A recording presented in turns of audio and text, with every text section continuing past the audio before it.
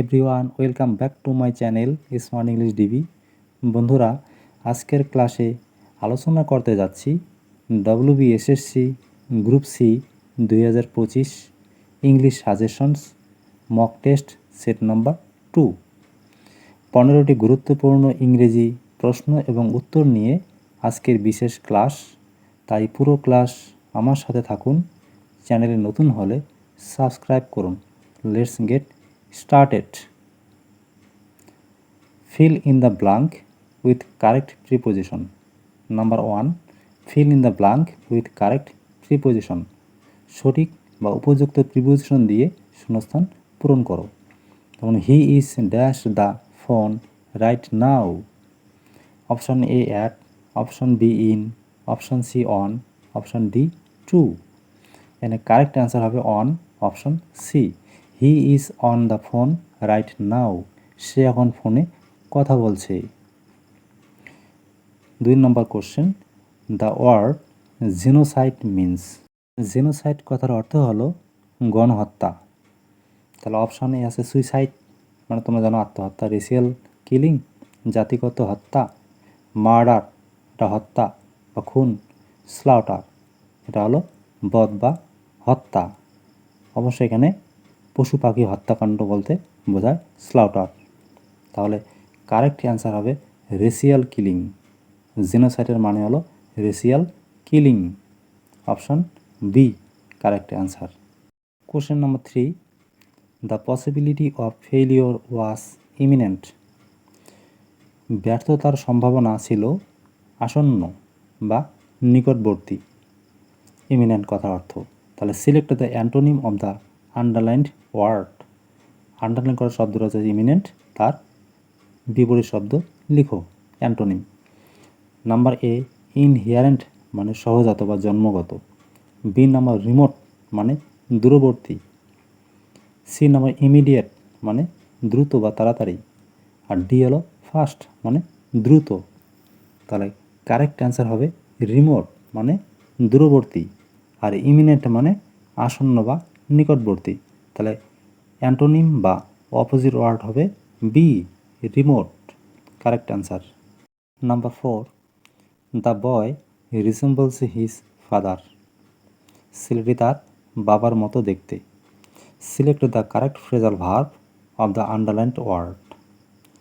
Underline করা শব্দটির ভার্বটির phrasal verb কী হবে? নাম্বার এ টেক ডাউন মানে তো লিখে রাখা। বি পুট অফ মানে স্থগিত রাখা। সি টেক্স আফটার মানে সদৃশ করা বা হওয়া। নাম্বার ডি টার্ন ডাউন মানে প্রত্যাখ্যান করা এটাকে। তাহলে কারেক্ট অ্যান্সার হবে সি টেক্স আফটার মানে সদৃশ করা বা হওয়া মানে মতো। The boy resembles his father অথবা the boy takes after his father. ছেলেটি তার বাবার মতোই দেখতে। Number 5, select the correct sentence. সঠিক সেন্টেন্সটি সিলেক্ট করে বেছে নাও। They had discussed about the matter.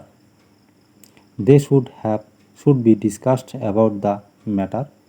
They discussed about the matter or they discussed the matter. এখানে কারেক্ট অ্যান্সার হবে option D they discussed the matter. Preposition about বসবে না। দে discussed the matter, তারা বিষয়টি আলোচনা করেছিল। তারা অপশন ডি হবে কারেক্ট অ্যান্সার। এরপর number 6, fill in the blank with correct word. সঠিক শব্দ দিয়ে শূন্যস্থান পূরণ করো। The river was dash the bank. Option A dry মানে শুকনো। অপশান বি ডিপ মানে হলো গভীর। অপশান সি ফুল মানে পূর্ণ। আর অপশান ডি হলো ওভারফ্লোয়িং মানে উপসে পড়া এটা। তাহলে কারেক্ট অ্যান্সার হবে D the river was overflowing the bank. নদীর তীর উপসে পড়ছিল। The river was overflowing the bank, নদীর তীর উপসে পড়ছিল। এরপর number 7, add a suitable prefix to form the opposite of the word capable. Capable শব্দের সঙ্গে প্রিফিক্স যোগ করো এবং এটা একটা অপোজিট ওয়ার্ডও হয়ে যাবে। তাহলে option A uncapable, option B incapable, option C non capable, option D illcapable. Correct answer হবে ইনক্যাপাবল। ইনক্যাপাবল মানে হলো অক্ষম বা অসমর্থ। তাহলে ক্যাপাবলের প্রিফিক্স হবে বা অপোজিট ওয়ার্ড হবে ইনক্যাপাবল। এরপর number 8, select the correct spelling. সঠিক বানানটি বেছে নাও। অ্যাকোমোডেশন মানে থাকার জায়গা বা বাসস্থান বুঝি আমরা। অ্যাকোমোডেশন বানানটা ACCOMMODITION, এটা হবে না। অপশন বি ACCOMMODATION, বি হবে কারেক্ট অ্যান্সার। এরপর number 9, which is the correct sentence. কোনটি সঠিক বাক্য। Option A one-I'd person was seen roaming about the streets. A one-eyed person was seen roaming about the streets. Number C, the one-eyed person was seen roaming about the streets. Number D, one-eyed person was seen roaming about the streets.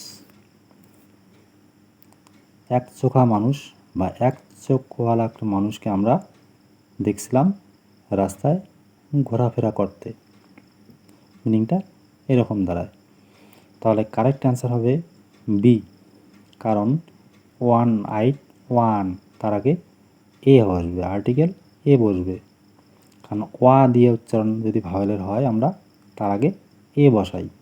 তাহলে one-I'd person was seen roaming about the streets, এক চোখা ব্যক্তিকে আমরা দেখছিলাম রাস্তায় ঘোরাফেরা করতে। তাহলে বি হবে কারেক্ট অ্যান্সার।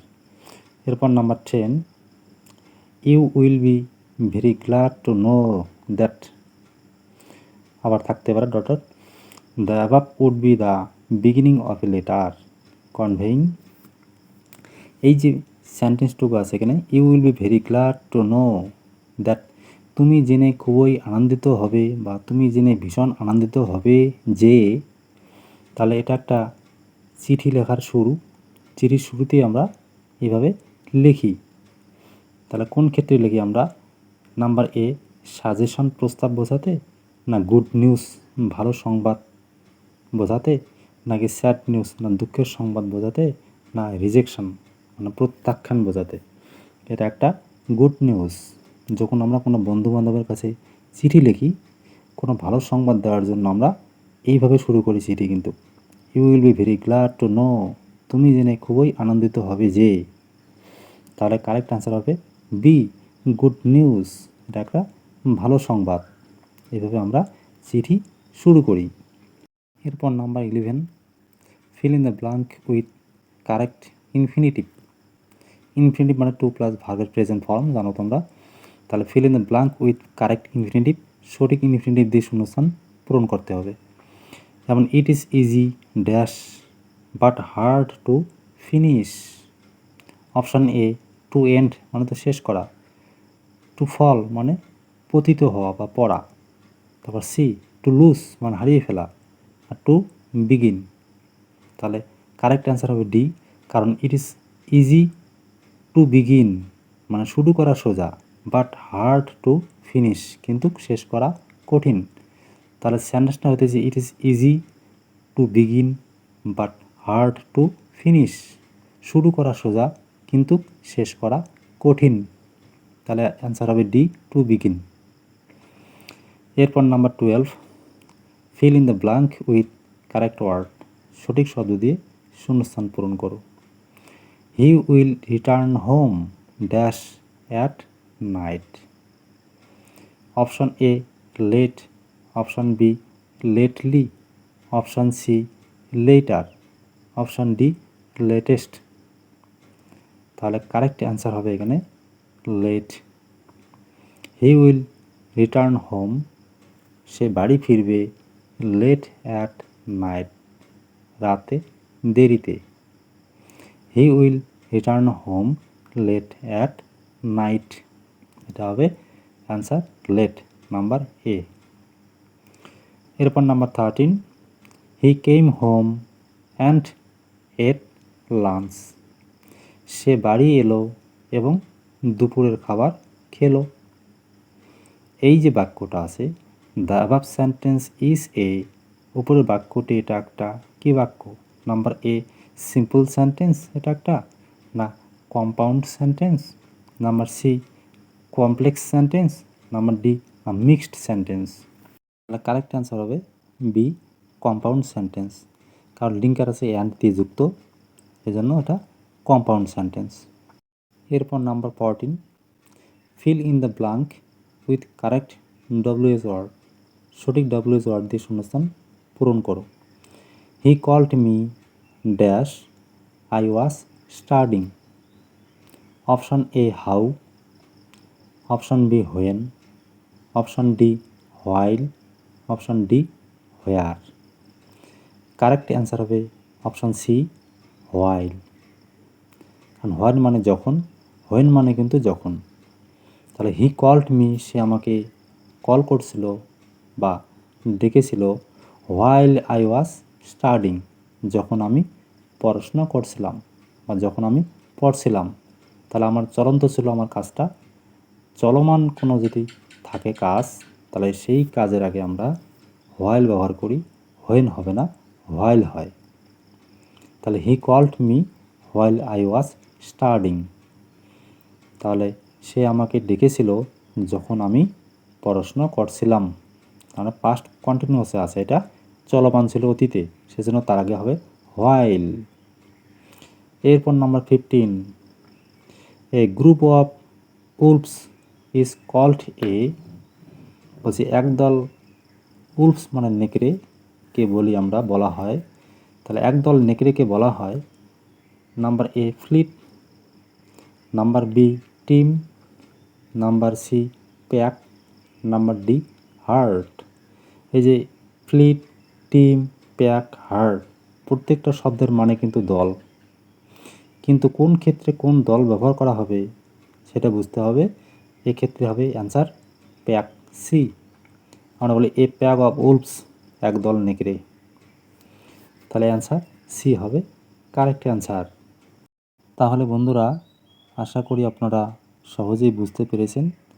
আর ভিডিওটি যদি ভালো লেগে থাকে তাহলে লাইক, শেয়ার, কমেন্ট এবং চ্যানেলে নতুন হলে সাবস্ক্রাইব করুন। Thanks for watching.